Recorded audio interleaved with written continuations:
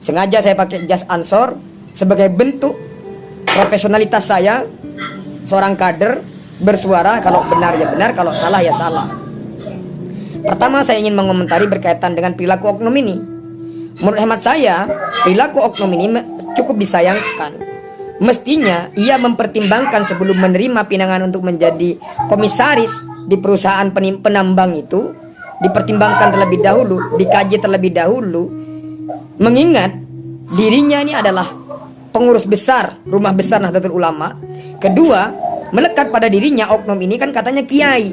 Setelah saya profiling, seseorang ini ternyata pengurus MUI juga. Mestinya karena di dirinya melekat titel seorang kiai, ia punya wisdom, punya kebijaksanaan untuk mempertimbangkan banyak aspek sebelum menerima pinangan untuk menjadi dewan komisaris. Apakah kemudian perusahaan ini memberikan manfaat, bisa menjaga lingkungan dan lain sebagainya, mestinya kan dipertimbangkan itu. Nyatanya kayaknya orang ini hanya ya sudahlah, yang penting dia dapat cuan. Jangan-jangan dalam benak saya berpikir atau menduga, jangan-jangan oknum ini menjadikan Rumah Besar Nahdlatul Ulama semacam kail untuk mendapatkan keuntungan buat dirinya. Kedua, mestinya oknum ini juga mempelajari secara historical bagaimana kemudian Raja Ampat ini. Sepemahaman saya setelah saya membaca beberapa referensi, bahwa Raja Ampat, jadi Pulau Raja Ampat ini pernah diambil kebijakan oleh almarhum Kiai Abdurrahman Wahid, mantan presiden kita, itu menjadi konservasi.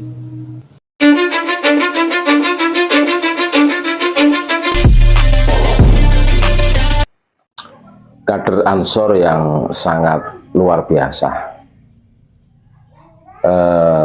sangat berani.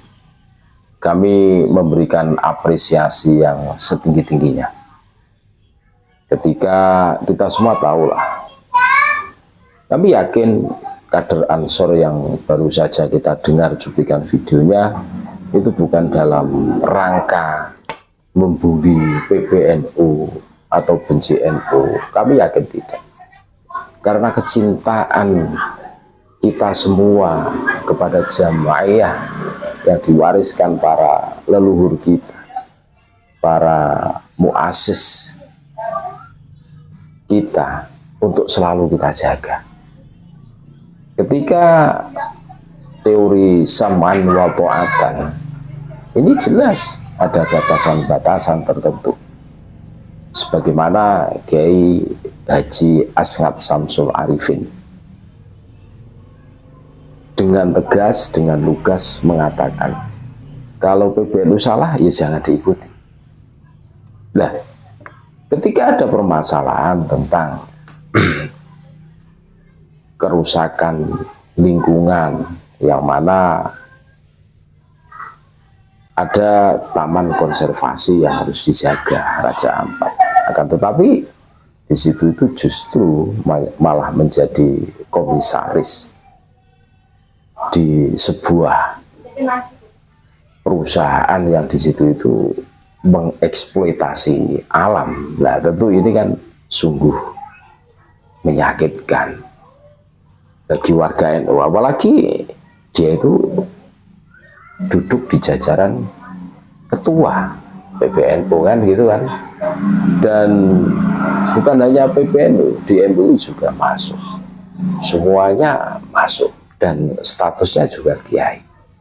Apakah tidak pernah berpikir ulang bagaimana merawat jagat, membangun peradaban?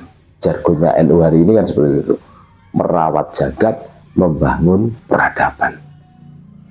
Kalau hanya untuk kepentingan perut, ya terlalu ironis dan menyedihkan. Dan apakah tidak berpikir ulang, dia itu sebagai barometer sebuah organisasi yang salah satu tanggung jawabnya adalah menjaga marwahnya. Loh, iya, makanya sebagai kader itu ya harus seperti sahabat yang kita semua sudah mendengarkan cuplikan videonya kan, berani speak up, Ini demi marwah NU. Jangan sampai gara-gara nila setitik susu sebelangga akan rusak. Makanya PBNU harus tegas, bersihkan.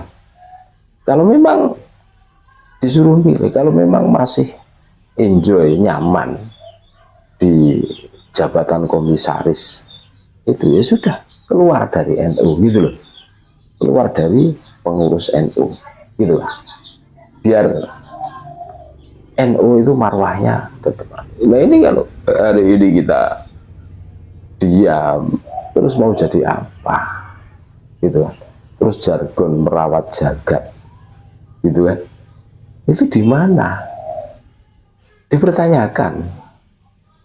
Relakah kita seumpama PBNU ditertawakan menjadi bahan olok-olokan? Tentu kan tidak rela. Nah ini kita harus tegas. Ada batasan-batasan sam'an wa ta'atan, itu ada batasan-batasannya. Tidak seperti Habib Tobolowi. Wah isinya itu ta'asuf fanatik buta. Salah benar Habib harus dibela. Nah ini sudah meninggalkan norma-norma. Kaidah-kaidah yang harus ditepati.